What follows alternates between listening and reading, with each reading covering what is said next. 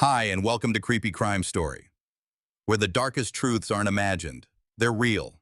A husband in uniform, a quiet suburb, a late-night shift he never made it to.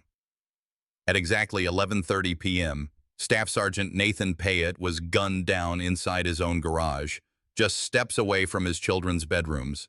No signs of forced entry, no valuables taken, but a message was sent. He wasn't supposed to survive that night. And the person who called 911, she already knew what happened. The murder of Staff Sergeant Nathan Payette wasn't a whodunit in the traditional sense. There were no masked intruders, no signs of a break-in, no high-speed chase or scream-filled struggle. Just 6 gunshots in the still of a December night in Las Vegas, and the body of a decorated U.S. airman sprawled on the concrete of his own garage. The address was 9631 Imperial Topaz Street, tucked within the suburban sprawl of Mountain's Edge, a development on the southwestern rim of Las Vegas. It was quiet, middle class, the kind of place where neighbors waved across lawns and kids played in cul-de-sacs. No one ever expected to hear gunshots, especially not this close to midnight. It was December 1st, 2010, 550 days before this script is being written, and Nathan Payette was getting ready for his shift at Nellis Air Force Base. According to military records, he was a logistics specialist with the 757th Aircraft Maintenance Squadron. He handled parts for the F-15 fighter jet and was known among his team for being reliable to a fault. He didn't show up late. He didn't call out. And when he did show, he showed up early, pressed and polished, every single time. That night, something was already off. He overslept, not by much, maybe 10 or 15 minutes, but enough to be out of character. His alarm, according to a responding officer's initial scene notes, had been unplugged from the wall. Nathan had to rush. He slipped into his uniform, kissed his kids, grabbed his duty bag, and headed for the garage. That's when it happened. The Las Vegas Metropolitan Police Department received the 911 call from a woman who identified herself as Nathan's wife, Michelle Payette. Her voice was controlled, but not frantic. "My husband's been shot," she said. "In the garage. I don't know by who." Paramedics were dispatched immediately, arriving within 7 minutes. But Nathan was already unresponsive. He had been shot multiple times, later confirmed as 5 entry wounds to the torso and upper body. 2 bullets had struck his chest at close range. He collapsed backward onto the cold garage floor, roughly 15 feet from the inside door. He never made it back inside the house. The blood trail was contained, no defensive wounds. There were no signs of a struggle. This wasn't an ambush in the dark. It was clinical, calculated. The garage door was open. His wife said she heard the shots and ran out, but she didn't report seeing anyone.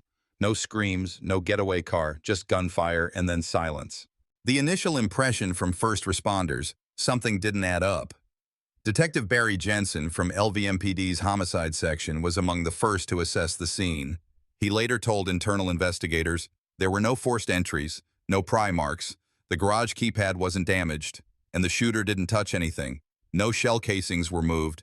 It was like the shooter came in, did the job, and got out clean. No signs of robbery. Nathan's wallet, phone, and military ID were found intact inside his uniform. His car, a dark blue sedan, was untouched in the driveway. The garage lights were on. The only thing missing was motive. Inside the home, things appeared normal. The children were asleep. Michelle told officers she had been preparing dinner earlier, had stepped into the bedroom, and then heard the shots. But a few things quietly raised suspicion. For one, the house wasn't in chaos. There were no signs of panic. In fact, Michelle had already moved Nathan's phone to the kitchen counter by the time officers arrived. When asked why, she reportedly said, "I didn't want the kids to see it." Another officer noted in his report that she had changed clothes before the police showed up. From her initial statement, she ran out to check on Nathan, then called 911. But the timeline between the shots, the call, and her appearance in the living room was unusually smooth, unhurried. And then there was the issue of the front security camera. According to the family's home network setup, the system had a wireless ring-style doorbell cam. The storage server had logged footage earlier that afternoon, but nothing during the window of the shooting. When a technician from the crime scene unit attempted to access the cloud storage, the credentials had been changed. That change, it occurred 2 days prior. No alarm trip, no forced entry. The shooter entered a home where the locks were intact, walked through a garage that had no motion alerts, fired 6 rounds, and disappeared without a trace. Except no one disappears without a trace. Not in Mountain's Edge. Not with a dead airman in a garage. The forensic team began collecting evidence immediately.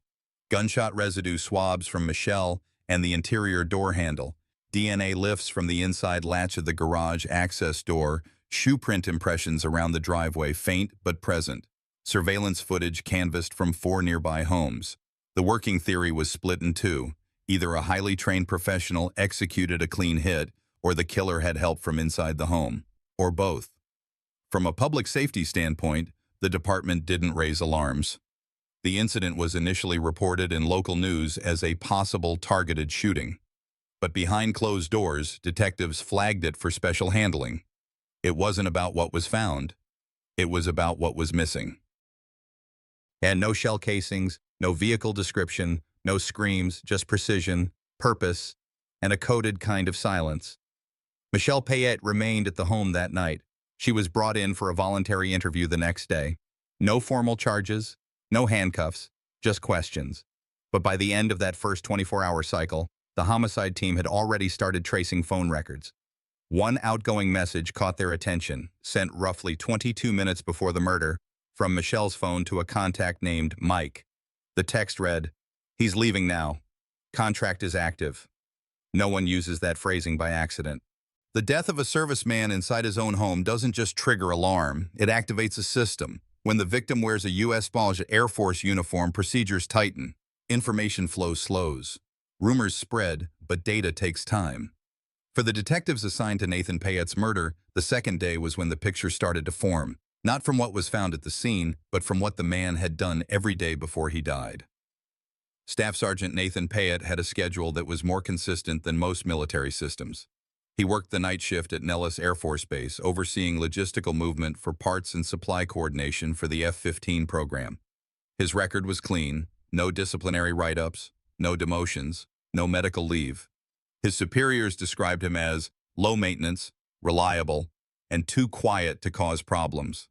He wasn't flashy, he didn't post online, he didn't gamble, he rarely drank, but he was consistent. That's what stood out.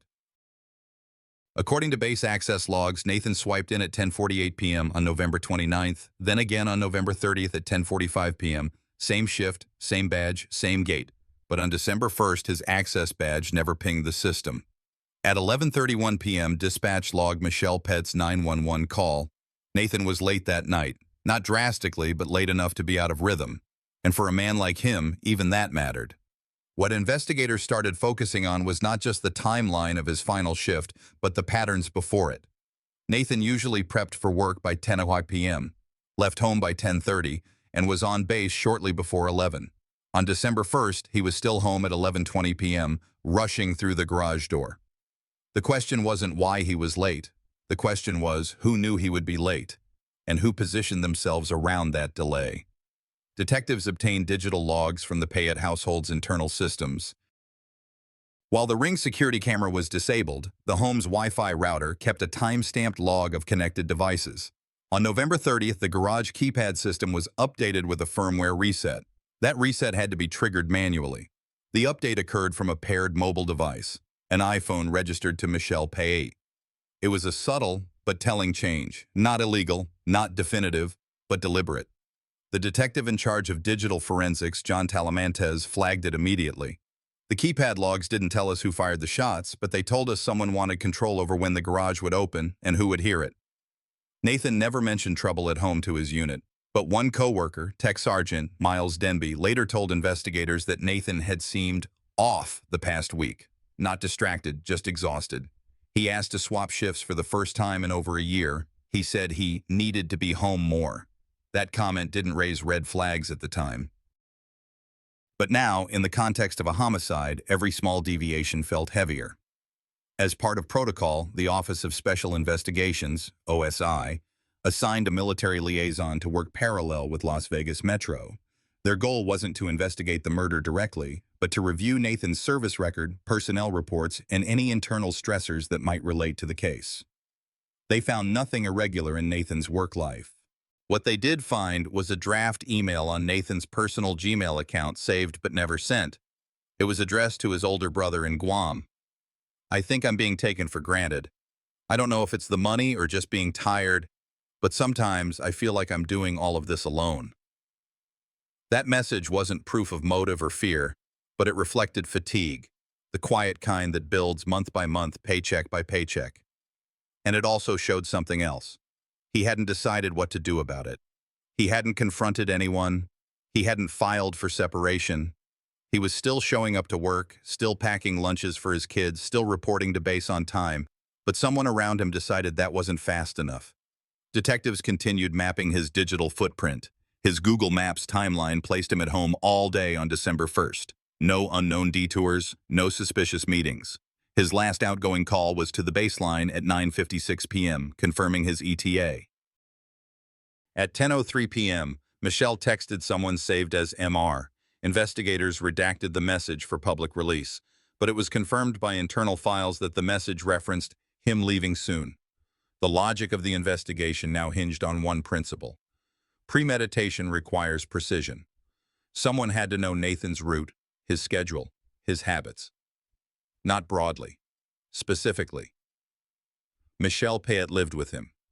She knew every step of that schedule, but knowing isn't guilt, and suspicion isn't enough. That's why investigators kept building. They requested cellular tower logs for the surrounding 1.5-mile radius around Imperial Topaz Street between 10:45 p.m. and midnight. The goal was to identify any secondary devices that pinged within that time frame but weren't tied to registered residents. A single unregistered burner phone pinged 3 towers in a triangular path near the Payette home, beginning at 10:49 p.m. and disappearing from the grid at 11:36 p.m., 5 minutes after the 911 call. It was a small window, but it matched perfectly with Nathan's final moments. One detective noted in his report, the data aligned too cleanly. Sometimes that was the problem.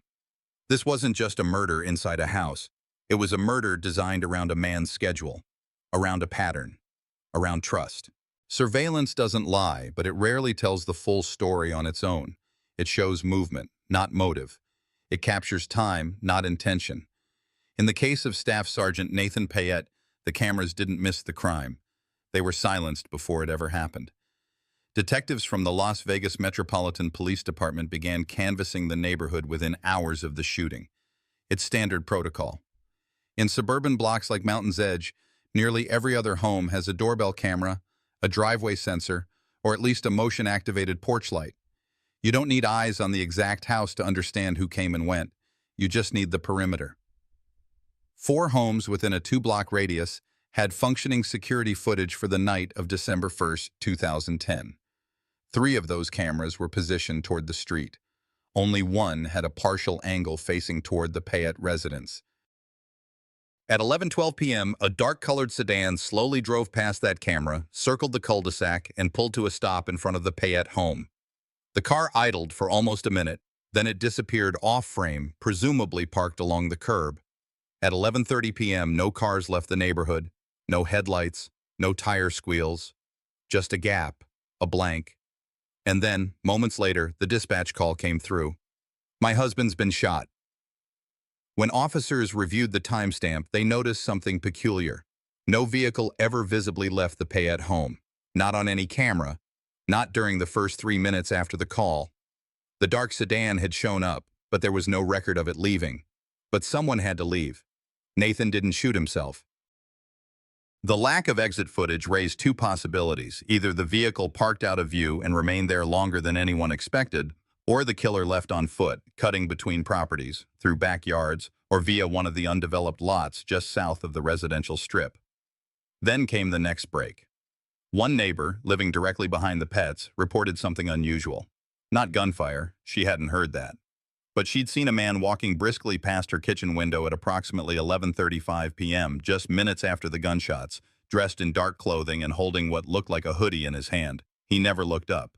She didn't call it in that night because, as she told officers, "People walk through here sometimes. I didn't think anything of it, until I heard the sirens." The woman wasn't able to identify the man. She didn't see a face. but the timing matched the burner phone signal that dropped off the grid around that exact moment, as covered in the previous chapter. With enough reasonable suspicion, investigators pulled surveillance from a commercial gas station located just a mile and a half from the neighborhood. That station, according to dispatch logs, had recorded multiple vehicles between 10:30 and midnight, but one stood out. At 11:47 p.m., a dark gray Nissan Altima with no front license plate pulled into the lot. The driver entered the store wearing gloves and a black hooded sweatshirt, kept his head down, and purchased only a bottle of water and a phone charger. The clerk couldn't confirm a name, but the transaction was time-stamped and stored. That same vehicle had also been seen earlier that day, at a nearby shopping plaza, parked next to a black Toyota Camry, registered to Michelle Payette. Coincidence is rarely clean in homicide cases. Investigators began reviewing Michelle's call and text history from the past 2 weeks. One contact showed up repeatedly. It was listed under a single initial, M. That number was later linked to Michael Rodriguez, a co-worker from her telemarketing job. His phone was on the network during several late-night conversations, including one at 10:03 p.m. on the night Nathan was killed. Rodriguez had a criminal history, battery, weapons possession, but nothing recent. When investigators first questioned Michelle, she denied any relationship beyond work. But forensic analysis of her device told another story. A deleted message recovered through data reconstruction read, "He'll be gone soon. Don't screw this up." The file was time-stamped the morning of December 1st. When officers visited Michael Rodriguez's residence, he wasn't there. But they noted that the front driveway matched the make and model of the sedan seen in the neighborhood footage. They did not execute a warrant that day. They needed more, but the timeline was tightening. The homicide unit requested access to regional traffic cameras for the intersections leading in and out of the Mountain's Edge area. The gray sedan was picked up again at 12:02 a.m., heading eastbound on Blue Diamond Road. That gave them a rough escape route, but it still wasn't enough to prove who was behind the wheel. In the meantime, Rodriguez's employer confirmed he'd clocked out early that day. His time card showed a manual log-off at 9:42 p.m. Not unusual on its own, but unannounced. It was his first early exit in over 3 months. Detectives filed the movement summary as inconclusive but indicative. The presence of Rodriguez's contact with Michelle, the overlapping timestamps, and his early departure all lined up, but again, lined up a little too perfectly. By the end of day 3, investigators had gathered vehicle surveillance matching a Nissan Altima in the area, a burner phone signal disappearing 5 minutes post-shooting, deleted messages referencing Nathan's schedule, early clock-out by Michael Rodriguez, unreported by his manager. And still, Michelle Payette hadn't changed her story. She claimed she was in the house, unaware of any outside involvement. But something was shifting. The narrative, once still and cautious, was beginning to collapse under the weight of data. Surveillance logs were giving the case shape, and that shape wasn't random. A senior investigator later noted in his deposition, "Surveillance is like a mirror. It doesn't tell you who people are, but it tells you where they were when they thought no one was watching." That's the thing about modern crime. There's always someone watching, even if it's just a silent camera on a neighbor's porch, waiting for a shape to move across the frame. 3 days after Nathan Payette was gunned down in his garage, the case reached a quiet but pivotal moment. Not with a breakthrough in evidence, but with a subtle change in tone. It happened not in a lab or at a crime scene, but in an air-conditioned interview room at LVMPD's Robbery Homicide Division. What had started as a suspicious death was now moving into the framework of conspiracy, not because someone confessed, but because the details stopped making sense under pressure. Michelle Payette had cooperated from the start. She was the wife of the victim, the person who called 911, the one who stayed at the house, answered the phone, opened the door for officers. But from a procedural standpoint, her cooperation was noted, not as a sign of innocence, but as a variable to control for. Detectives wanted more than willingness. They wanted consistency. She was invited to sit for a second voluntary interview, not under arrest, not in custody. But this time, There would be a trained behavioral specialist in the room, someone trained not just to listen, but to analyze how someone spoke. That morning, Michelle appeared calm. She wore a gray sweatshirt and jeans. Her demeanor was collected, but flat. No crying, no visible distress. According to the transcript, she referred to Nathan 4 times by name and 10 times as he. When asked to describe the timeline of the night, she repeated the same beats she'd told officers previously. Nathan was late. He got ready. She was in the back room. Then she heard the shots. Detectives began introducing specific anchors, timestamps, sensory questions, digital data contradictions. What time did he say goodbye? How did the garage door sound when it opened? Did you hear his keys jingle like you normally do? Each question was designed to trigger memory versus fabrication. Behavioral flags weren't evident in the words. They were embedded in the cadence, the deflections, the changes in pronoun use. A secondary system, voice stress analysis, VSA, was running in the background. The software isn't used for legal conclusions, but it helps detect potential areas of deception based on micro-tremors in the voice when recalling sensitive or rehearsed information. Michelle's voice flagged multiple anomalies, most notably during the portion of the interview covering the 20-minute period before the shooting. She stated that she was texting a coworker and folding laundry, but her phone records obtained earlier showed a gap in activity between 10:06 p.m. and 11:22 p.m., when she opened a single message marked M. Investigators asked no direct questions about Michael Rodriguez at this point. They weren't ready. What they were watching for wasn't whether she would lie. It was whether she would spontaneously omit. She did. When asked whether anyone else knew Nathan's schedule that night, she said, "Just the base. And me, obviously." She did not mention Michael, nor did she refer to any friends or co-workers. That omission wasn't proof, but it was noted. According to one of the attending detectives, guilt doesn't always look like panic. Sometimes it looks like preparation. After nearly 90 minutes, the interview ended. Michelle asked if she could leave. She wasn't detained. But before she walked out, detectives asked her to voluntarily provide her mobile phone for forensic imaging. She hesitated for 7 seconds, then handed it over. That decision would become the next turning point.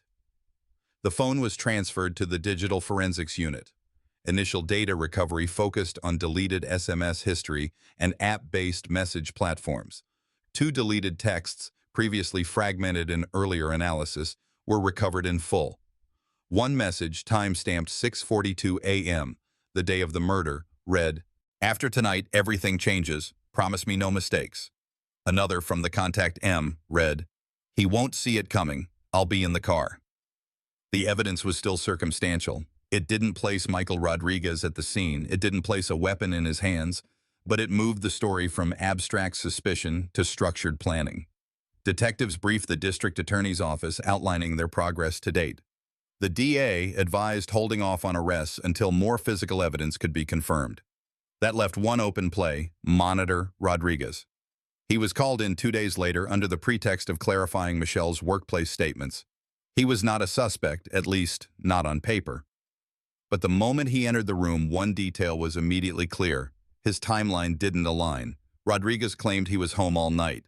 When shown the time-stamped receipt from the gas station camera, he said he didn't remember stopping there. When asked about the Nissan Altima, he said, "I drive a Sentra." DMV records later proved the car was purchased under his roommate's name, but Rodriguez had been listed as a secondary driver on the insurance policy. The interviews were setting up the next stage, not with yelling, not with accusations, but with quiet erosion, letting the inconsistencies do the work. In forensic cases like this, truth isn't always revealed in a dramatic confession. It reveals itself in tiny cuts. Enough of them, and the whole version of the story falls apart. The Payette residence was equipped with a standard motion-activated security camera at the front door. But like many households in that Las Vegas suburb in 2010, there was a fatal blind spot. No surveillance inside the garage. Investigators noted it quickly. Nathan Payette was ambushed in that very space. And yet, the camera outside captured no footage of an intruder entering or exiting. There were no forced entry marks. Nothing appeared stolen. No signs of a robbery gone wrong. Instead, everything about the scene suggested familiarity. Someone had anticipated his arrival. I stood with the investigators that evening, figuratively, and tried to imagine Nathan's final steps. Clocking out of Nellis Air Force Base, driving home along the same quiet stretch he had traveled countless times. Pulling into the garage around 11:45 p.m., the lights were off. It was quiet, but inside that silence, someone waited. The medical examiner's report would later confirm the details already suggested by the scene. Nathan had been shot multiple times in close proximity. 4 bullets entered his upper torso and neck. The angle of entry revealed that he had been caught off guard. Defensive wounds were absent. That alone shifted the profile of the suspect. This wasn't spontaneous. It was calculated. The garage floor held blood spatter consistent with close-range firing, but no shell casings were recovered at the scene. The shooter had taken the time to retrieve them, another indication of forethought. Las Vegas Metro's crime scene analysts documented that detail carefully. This wasn't the work of an amateur. Someone had studied the environment, prepared for cleanup, and vanished without immediate trace. Inside the home, Arialda Payette, Nathan's wife, was present with their children. Her initial 911 call was calm, almost rehearsed, according to dispatch transcripts. She told authorities she had heard loud pops and had found her husband unresponsive, but officers on scene noted inconsistencies. Arialda didn't run to the garage immediately. There was a delay between the gunfire and her call, and when asked whether she had seen anyone flee, her answers were vague. Investigators reviewed Nathan's recent phone activity. His last text message sent just before he entered the house read, "On my way in. Love you." It was sent to Arialda. Detectives flagged it. On the surface, a loving message, but in context, it read as the final breadcrumb left by an unsuspecting target. That message, paired with Arialda's behavior, cast a long shadow. By now, homicide detectives had begun building 2 simultaneous profiles. One for a stranger who had managed to infiltrate a military household unnoticed, and one for someone already inside. Suspicion shifted quietly inward. The FBI liaison embedded with the case requested immediate subpoenas for cell phone tower pings associated with both Arialda and a close associate of hers, Staff Sergeant Michael Rodriguez, a fellow airman with prior disciplinary history. This was the first time his name formally entered the investigation. Nathan's death up until that point had no known enemies. But forensic technology and call log analysis were about to map out the truth, one digital trace at a time. What caught the attention of analysts was a pattern in the weeks leading up to the murder. Arialda and Rodriguez exchanged hundreds of messages daily, including encrypted photos, location tags, and late-night calls. This frequency of contact was well outside the scope of military necessity and well beyond what a married woman might reasonably share with a colleague. Rodriguez's alibi was shaky. He claimed to be home at the time of the shooting. Yet, when investigators pulled local cell tower data, they found his device pinged near the Payette home shortly before the murder. A geofence warrant was issued. And suddenly, Rodriguez wasn't just a person of interest. He was tethered to the crime scene by technology that couldn't lie. Back inside the Payette home, investigators found a single, unassuming clue that would grow in importance. A partially wiped laptop containing search queries about garage doors, silenced firearms, and military pension payout laws in the state of Nevada. The account belonged to Arialda. Behind the polished surfaces of a suburban life, the fracture lines deepened. I remember the moment investigators reopened the call log from Arialda Payette's phone. It wasn't just about what was said, it was what wasn't. In cases like these, silence can be a statement. And in this one, the silence between 2 coordinated adults in the hours leading up to a killing spoke louder than any confession. The forensic team had already mapped out the crime scene in Nathan's garage. No sign of forced entry, blood spatter concentrated near the driver's side door, and entry wounds that suggested execution-style proximity. But now the focus shifted to digital coordination. Arialda's texts had vanished, selectively wiped. But Michael Rodriguez hadn't been as careful. A court-authorized data extraction from Michael's carrier records painted a damning portrait. In the 2 weeks leading up to December 1st, there had been over 700 text messages exchanged between Michael and Arialda. But between 10 o'clock p.m. and 1 o'clock a.m. the night Nathan was killed, nothing.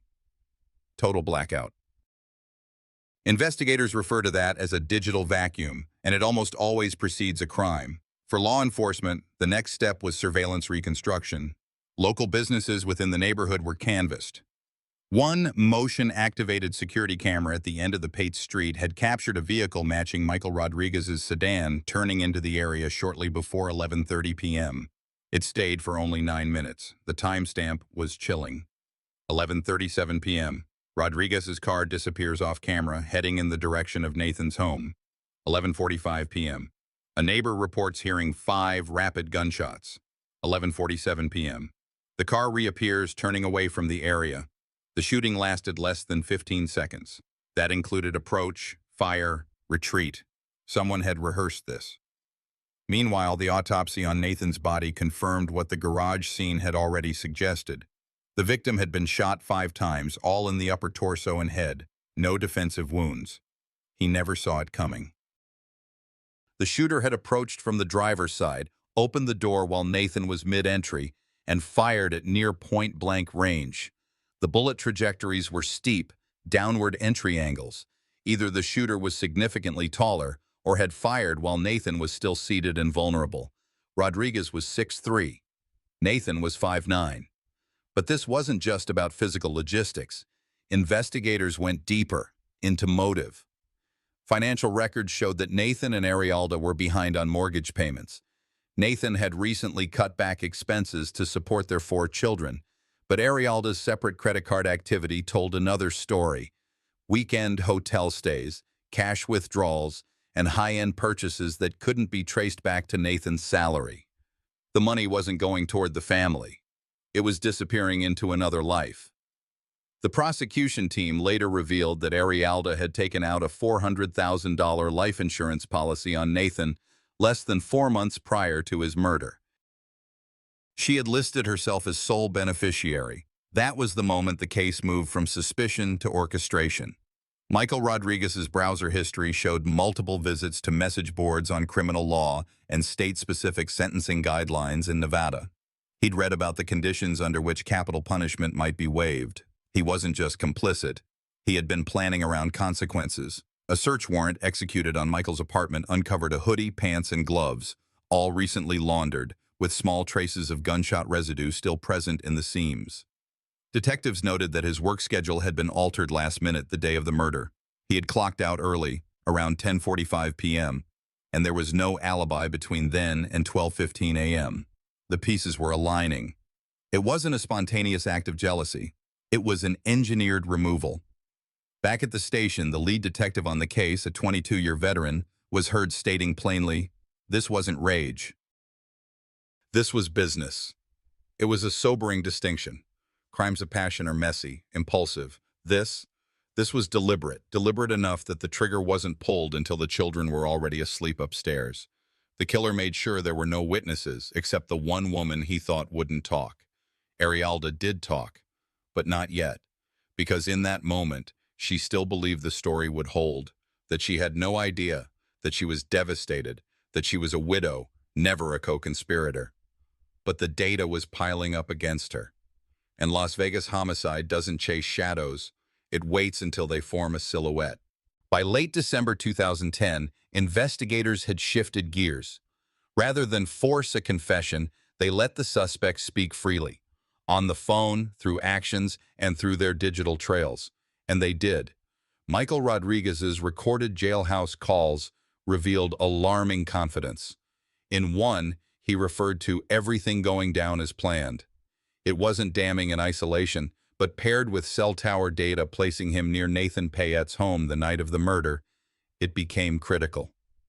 That same evening, Yolanda Payette's phone pinged off a nearby tower, not from her workplace but just blocks from the crime scene.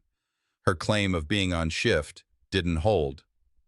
Then came the brass casing, discovered beneath the carpeting of Rodriguez's vehicle during a forensic sweep. Ballistics matched it to the murder weapon. Search history on his computer showed queries for homemade suppressors and how to disable garage lights just 48 hours before the killing. Financial records showed Yolanda had recently adjusted Nathan's life insurance to make herself sole beneficiary, on a signature later disputed by handwriting experts. She also began calling the benefits office less than 72 hours after his death. Investigators presented these findings to the Air Force Office of Special Investigations. Together, they built a timeline too precise to be coincidence. The pattern was clear: premeditation, coordination, and a motive rooted in greed and betrayal. This wasn't spontaneous. It wasn't emotional. It was planned, rehearsed, and executed with chilling calculation. The truth was no longer hidden in texts or whispers. By the time the courtroom doors opened in 2011, the weight of the evidence, digital, forensic, and human, had crushed any remaining illusion. Sergeant Nathan Payette, 28, gunned down in his garage, had been the final piece in a scheme built on betrayal. Michael Rodriguez, Yolanda's lover and Nathan's co-worker at Nellis Air Force Base, confessed. The ballistics matched the .45 caliber handgun found in his possession. Surveillance showed his car circling the neighborhood near the time of the murder. Text messages revealed coordination between him and Yolanda, including the exact moment Nathan left work that night. To avoid the death penalty, Rodriguez pled guilty to first-degree murder and received life without parole. Yolanda Payette, when finally cornered by phone records, insurance documents, and Rodriguez's testimony, didn't go to trial either. She entered an offered plea, not admitting guilt, but acknowledging the mountain of evidence against her. The court sentenced her to 25 years to life, with eligibility for parole after 20. 4 children were left with an irreparable void. Their father, once seen in uniform and in love with their mother, became a cautionary name in court files. Their mother, once the caretaker, was now convicted for helping plan the death of the man she once promised to honor. This case, at its core, isn't just about infidelity or murder. It's about the erosion of loyalty, the quiet manipulation behind domestic walls, and the fatal cost of unchecked motives. Nathan Payette believed in duty, both to country and family.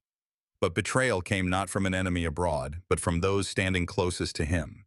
Looking back on Nathan's story, I'm reminded how trust, once broken, can destroy more than just a marriage. It can take a life, tear a family apart, and leave children with questions no verdict can answer. Yeah, if there's one thing I've learned, it's this. Pay attention to the small changes, the quiet distances, the gut feelings we often ignore. Injustice doesn't always knock loudly. It creeps in through silence. What would you have done in Nathan's place? Or Yolanda's? If this video moved you, drop a comment and tell me where you're watching from, or why this story hit home. And if it didn't sit right with you, I want to hear that too. Your voice matters here. If you found this story gripping, subscribe to the channel so you don't miss the next real-life case we uncover together.